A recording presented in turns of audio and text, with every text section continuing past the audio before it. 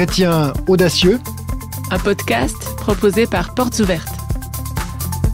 Bonjour à tous et bienvenue dans un nouvel épisode de notre podcast. On espère que vous allez bien. Et avec Marc, aujourd'hui, on a envie de vous emmener un peu voyager du côté de la Colombie. Oui, avec Portes Ouvertes, on a la joie de partir. La mission, c'est soutenir les chrétiens les plus persécutés. Ça passe par des visites, des voyages. Et Michael, tu es au studio avec nous ce matin. Bonjour Michael. Bonjour à tous les deux.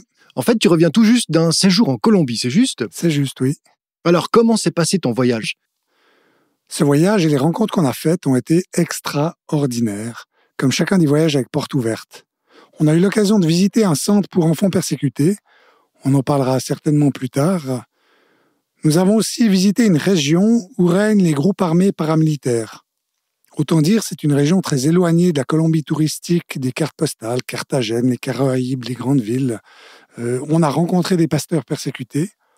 Nous avons visité des projets que notre organisation partenaire a mis en place, comme des projets de réfection de maisons pour aider des chrétiens et des pasteurs persécutés, des projets de culture vivrière pour aider les chrétiens à être moins vulnérables, des projets de champs cultivés dans une région moins dangereuse pour soutenir d'autres chrétiens qui, eux, vivent dans une région où les champs sont régulièrement inondés et ils perdent leurs ressources. Et puis un projet aussi extraordinaire de justice restaurative où d'anciens bourreaux et des victimes entament un chemin de pardon ensemble à travers des rencontres et des témoignages. Les villageois avaient souhaité marquer la chose par la création d'un musée en mémoire de toutes les victimes de l'extrême violence dans cette région. Et on ne se rend peut-être pas compte en Europe de ce que ça veut dire, mais dans toute cette région, il y a des villages entiers qui ont été massacrés. Il y a eu du terrorisme, des extorsions, des viols, des séquestres. Une rivière a même été surnommée Rio de Sangre en espagnol, qui veut dire rivière de sang. Et vous savez peut-être qu'en Colombie, le football, c'est presque une religion. Eh bien, il y a un de ces groupes paramilitaires qui était connu pour jouer au foot avec la tête des gens qui étaient victimes et qui décapitaient.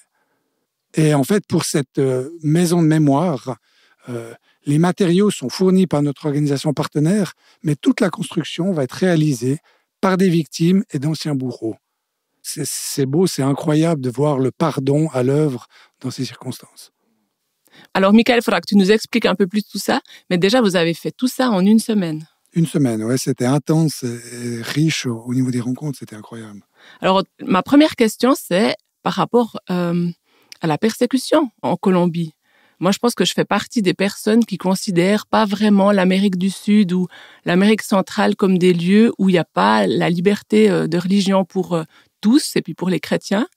Moi, quand on me parle de persécution religieuse, je pense à la Corée du Nord, au Moyen-Orient ou à des violences en Afrique. Marc Ouais, alors pour moi, c'est le même problème.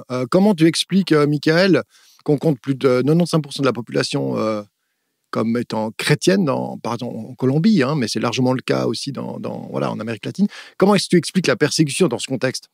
Oui, c'est vrai que la Colombie compte une majorité de catholiques, avec la colonisation espagnole, évidemment. Et en fait, les missionnaires protestants, eux, sont arrivés à la fin du 19e et au début du 20e siècle. Et en fait, on a trouvé de la part des catholiques ou même des villageois catholiques ce qu'on appelle le protectionnisme dénominationnel. En gros, c'est la peur d'une concurrence, d'une déviation, et les protestants étaient considérés comme des sectaires. Et souvent, l'Église catholique, ça a commencé à se crisper sur la défense de l'Église comme institution, plutôt que de voir ce que les gens pouvaient peut-être apporter, et la richesse aussi des contacts. Et suite à ces persécutions, les missionnaires protestants sont éloignés des centres urbains pour prêcher là où l'influence de l'Église catholique était faible. Et c'est la raison pour laquelle aujourd'hui, dans énormément de villages, des campagnes profondes, on trouve une petite église évangélique.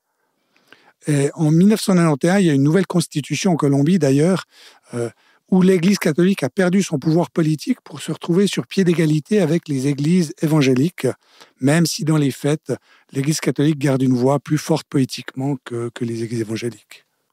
Alors, si les évangéliques sont traités sur un pied d'égalité vis-à-vis du catholicisme aujourd'hui, d'où vient la persécution ? En Colombie, on compte 2 facteurs principaux de persécution des chrétiens. Il y a ce qu'on appelle l'antagonisme ethnique et puis l'opposition des groupes armés illégaux, dont on a déjà un peu parlé. Ces facteurs sont liés à des régions du pays où l'État est totalement absent. Dans les zones indigènes, les communautés possèdent leur propre juridiction et le droit colombien n'a pas force de loi. Et il y a des régions entières contrôlées par les groupes armés illégaux, que ce soit la guérilla ou les groupes paramilitaires, où l'État est absent, et ces rares organes comme la police, les juges, l'armée sont entièrement contrôlés par ces groupes. Corruption, menaces de mort. Vous avez sans doute entendu parler du fameux narcotrafiquant Pedro Escobar qui disait « plomo o plata », sous-entendu du plomb ou de l'argent. Soit vous acceptez l'argent que je vous donne, soit vous recevez du plomb, c'est-à-dire on vous tue. Et ça, c'est quelque chose qui est généralisé, pas du tout seulement au niveau du narcotrafic, mais dans tous ces groupes illégaux. Et je vous donne un petit exemple. Pour aller dans un village où nous avons rencontré des pasteurs, nous avons dû passer par une route qui n'était pas la route officielle. En fait, la route officielle n'est pas du tout entretenue par l'État. Et les groupes paramilitaires ont construit sur des kilomètres et des kilomètres une route qu'ils entretiennent pour leur permettre d'échapper si l'armée vient intervenir dans la région. Et malheureusement, ce contrôle et cette corruption se trouvent jusqu'au plus haut niveau de l'État. On a eu d'autres exemples qui sont juste hallucinants et qui montrent la difficulté de la chose. Mais par rapport à ça, alors pourquoi est-ce que c'est les chrétiens qui sont particulièrement persécutés par eux? Enfin, est-ce qu'ils sont ciblés de manière particulière ou bien est-ce qu'ils sont simplement ciblés comme n'importe quel autre citoyen parce qu'il n'y a plus d'état de droit, parce qu'il n'y a plus de police qui est suffisamment active? Comment ça se passe, ça, concrètement? Dans ces zones, le problème n'est pas d'être de confession chrétienne. Tu l'as rappelé, Marc, l'immense majorité de la population est catholique, mais d'avoir un comportement qui reflète sa foi chrétienne. Et ça n'est d'ailleurs pas pour rien qu'en Colombie, dans la langue, il y a une claire distinction entre les católicos et les cristianos, les catholiques et les évangéliques, entre la plupart de ceux qui sont chrétiens de naissance et ceux qui ont fait le choix d'un engagement actif plus profond. Et cet engagement de vie se heurte à des oppositions farouches, particulièrement dans ces deux cas. Dans les réserves indigènes, se convertir à la foi chrétienne est considéré comme une trahison aux valeurs et aux coutumes du groupe. Si on refuse de continuer à participer à des cérémonies chamaniques, par exemple, les sanctions peuvent aller du bannissement à la mort, en passant par les coups, la destruction de la maison, l'interdiction d'utiliser l'eau du village. En Europe, la seule chose qu'on retient de ces communautés indigènes est le respect de la Pachamama et de leur engagement écologique extraordinaire. Je t'interromps, mais c'est quoi Pachamama? La Pachamama, c'est un terme pour désigner la terre, pour désigner... c'est comme une déesse finalement, c'est des communautés qui sont animistes et qui croient en une multitude de dieux. Et puis la déesse terre, c'est la déesse qu'il faut protéger, qu'il faut respecter pour qu'elle nous traite bien et qu'elle nous donne de quoi vivre. Tu parlais d'un autre problème que les chrétiens pouvaient avoir?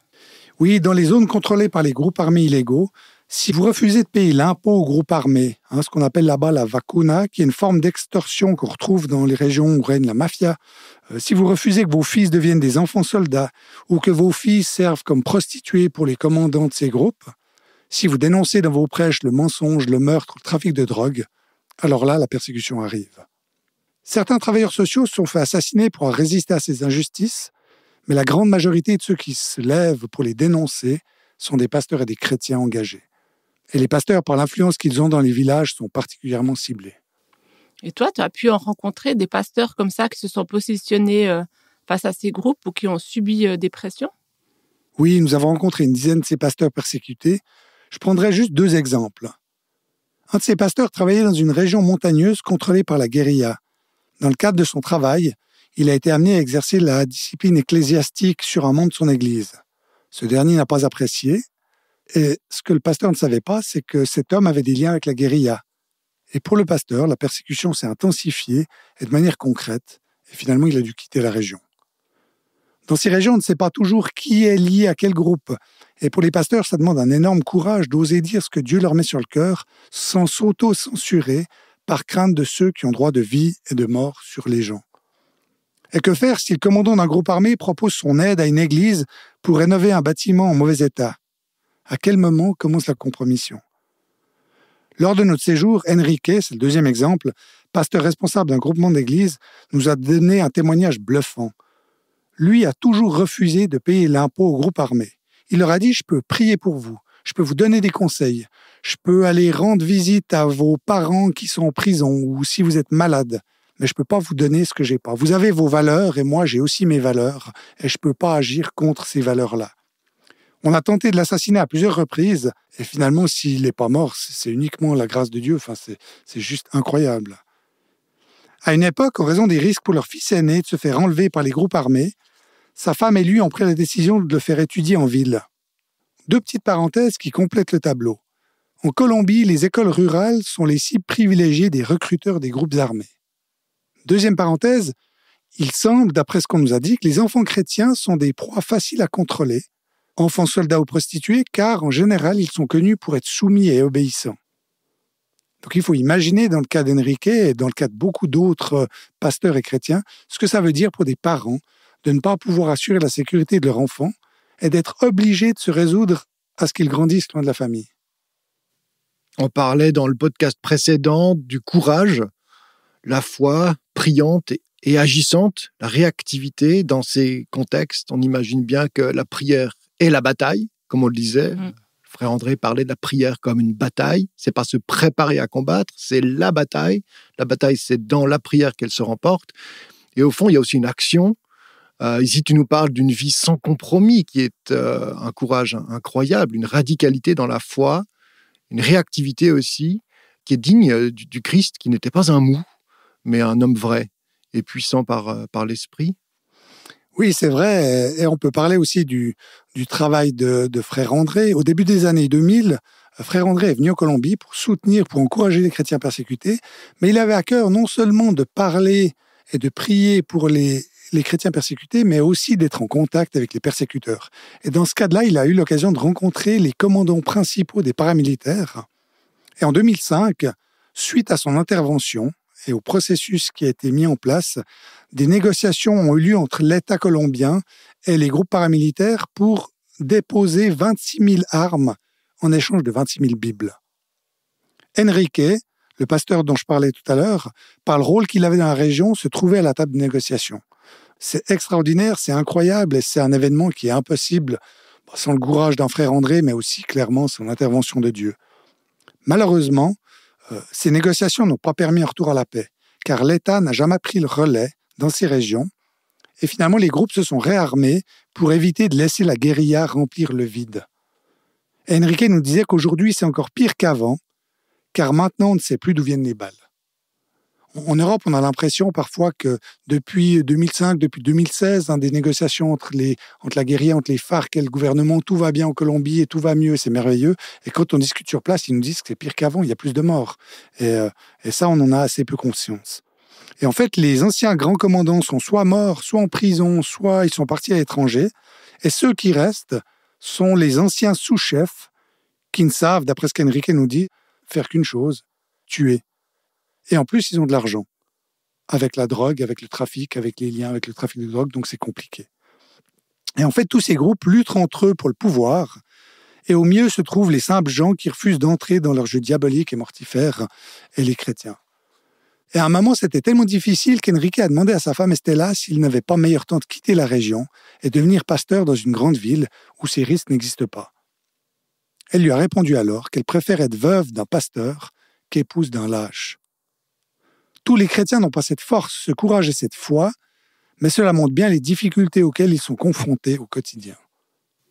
Alors moi, Michael, j'aimerais revenir sur ce que tu disais avant par rapport aux enfants de ces chrétiens qui sont menacés d'être enrôlés, dont les parents ont peur parfois pour la sécurité dans ces zones.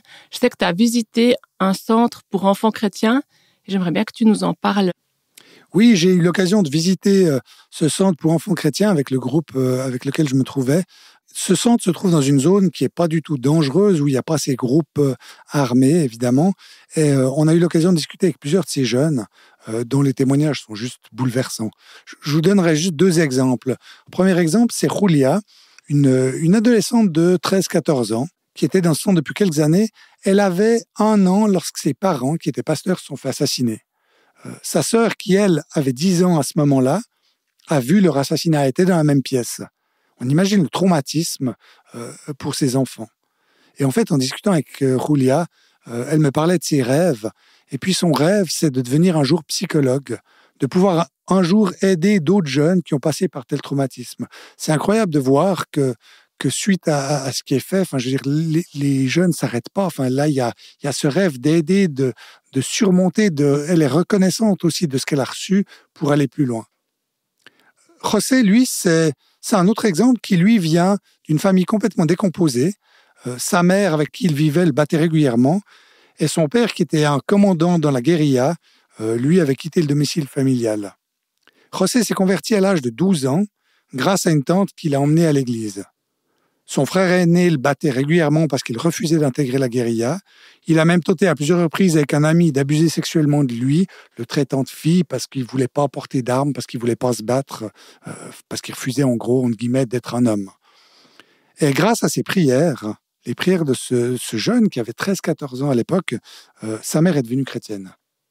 Et actuellement, il fait partie des anciens élèves du centre qui ont reçu une bourse pour poursuivre des études supérieures.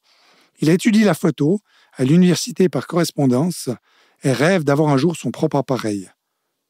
Avec son vécu et sa connaissance du milieu, il souhaite un jour travailler à rendre témoignage par l'image de ces enfants sans voix qui sont recrutés par les groupes militaires. Ce qui est génial avec ce centre, c'est qu'il permet non seulement aux enfants d'échapper à la violence, aux abus, à l'enrôlement par les guérillas ou les groupes armés, mais en plus, les responsables de l'école mettent l'accent sur leur formation à tous les niveaux. Il y a une formation spirituelle, pour qu'ils puissent comprendre les enjeux liés à leur foi et les raisons de la persécution qu'ils subissent. Il y a un soutien psychologique pour surmonter les traumatismes vécus, renforcer leur personnalité. Il y a évidemment une formation académique, puisqu'ils obtiennent, au bout de leur parcours, un Bachillerato Colombiano, le baccalauréat colombien. Et une formation pratique également, avec un diplôme technique en agriculture, pour pouvoir aussi se débrouiller et subvenir à leurs propres besoins, avec des cultures, avec des animaux de basse-cour, des cochons, etc. Et ce havre de paix a pour vocation d'équiper ces adolescents pour que par la suite, en tant que jeunes adultes, ils puissent retourner d'où ils viennent et apporter leurs compétences à la lumière du Christ et à la communauté où ils ont grandi. Et l'équipe est incroyable. Enfin, on a vu des profs, des mentors hyper motivés, avec une foi géniale. Et d'ailleurs, plusieurs de ces membres de l'équipe sont eux-mêmes d'anciens élèves du centre. Ouais, c'est fantastique, c'est génial ce travail, équiper ces jeunes, pas juste les protéger, même si c'est extrêmement important évidemment, leur offrir un havre de paix comme tu dis, mais leur permettre d'obtenir des titres, des diplômes, des compétences. Sur le plan spirituel, j'imagine que c'est un voyage qui t'a bousculé un peu. Quand on voyage, quand on va à la rencontre des gens, quand on traverse des cultures qui sont très différentes des nôtres, quand on voit la vie de foi dans des contextes difficiles, on est mis au défi. Est-ce que tu as été rencontré par ces tumultes intérieurs? Comment en est ressortie ta foi? C'est vrai que la foi de ces chrétiens est impressionnante. Personne en Europe ne souhaiterait vivre ce qu'ils endurent. En même temps, au contact de ces chrétiens, on a l'impression de lire la suite du livre des Actes écrit au XXIe siècle. Être chrétien dans ces zones rurales de Colombie, c'est faire le choix actif de préférer la pauvreté à la compromission. C'est juste impressionnant, même si en même temps je tremble à l'idée que ça puisse m'arriver un jour. Quand on n'a rien d'autre que Dieu, la dépendance à lui n'est pas une option une fois qu'on l'a rencontré. Quand on a tout, comment ne pas être esclave de nos possessions et distrait par nos soucis d'Européens? Bien sûr, nos soucis sont différents, on en a aussi, mais en même temps, notre besoin de mettre Dieu à la première place reste la priorité où qu'on soit. Ouais, c'est hyper transférable ça. Même si on n'a pas les mêmes défis du tout que ces pasteurs pris entre deux feux, ça nous parle complètement. Après, je pense que nous, on a peut-être tendance davantage à dire ou à prier pour que Dieu nous bénisse, pour que Dieu nous donne tout ce dont on rêve, tout ce qu'on espère. Et puis qu'une fois bien béni, bien riche, on pourra à notre tour bénir les autres. Ça, c'est peut-être une théologie qui est bien répandue ici, mais moi, je trouve intéressant de voir que dans l'obéissance et dans la pauvreté, ces pasteurs-là, ils résistent à la compromission et puis ils sont juste hyper bien comme outil dans la main de Dieu. Cette obéissance radicale, même si elle implique la pauvreté, ça m'impressionne. Oui, et d'ailleurs, le pasteur Enrique qu'on a rencontré n'est pas un super-héros de film. Il nous disait avoir régulièrement peur, mais en même temps qu'il ne voulait pas que sa peur dicte ses actions. D'ailleurs, le vrai courage n'est pas de vivre sans peur, mais d'être capable de la surmonter. Et j'aime particulièrement ces mots qu'Enrique nous a partagés. « Sur cette terre, je suis immortel, tant que Dieu n'en a pas fini avec les plans qu'il a pour moi dans ma vie. » Ouais, est-ce que c'est là ce paradoxe de l'Église persécutée, mais aussi une de ses parties les plus belles, les plus uniques, de faire totalement confiance à Dieu, parce qu'il n'y a pas le choix, mais parce que d'un autre côté, on a appris à marcher avec lui et puis à s'en remettre complètement à lui. Moi, en tout cas, ça me fait penser au texte de la Bible qui dit que lorsqu'on est faible, c'est là qu'en réalité, on est fort. On trouve ça dans 2 Corinthiens 12, 10. Ou autrement dit que c'est dans notre faiblesse que Dieu a la place et l'espace pour se révéler. C'est une belle conclusion. Moi, je retiens, parce que j'ai envie de le souligner, une phrase que tu as dite aussi sur le courage d'un de ces pasteurs que tu as cité, en parlant de la femme de l'un d'eux. Je ne sais plus comment tu l'as dit. Vaut mieux être veuve d'un pasteur que la veuve d'un lâche. Que femme d'un lâche, oui. Que femme d'un lâche, oui, femme d'un lâche. Je trouve que c'était une belle exhortation pour ce pasteur, en tout cas, à se montrer courageux, à persévérer. On a parfois besoin aussi du soutien des autres et de leur provocation à bien faire pour continuer la marche avec Dieu. Mais Dieu, oui, prend soin de nous dans nos faiblesses. Et tu as parlé aussi de la peur. Le courage, c'est de dominer cette peur et d'aller de l'avant malgré tout. Merci pour ces belles exhortations et ce témoignage extraordinaire. On sent toute la passion que tu as mis dans ce voyage et les fruits qui en jaillissent. Merci d'avoir partagé la Colombie, l'expérience des chrétiens là-bas. Ça nous a beaucoup éclairé, Michaël. Merci infiniment. Et puis à vous qui nous écoutez, si la situation des chrétiens en Colombie vous intéresse, vous trouverez davantage d'informations sur notre site internet www.portesouvertes.ch. On vous laisse commenter cet épisode et le partager autour de vous. Faites connaître notre podcast et avec Rebecca, on vous retrouve le mois prochain. Bye bye. Adieu, Michaël. Au revoir.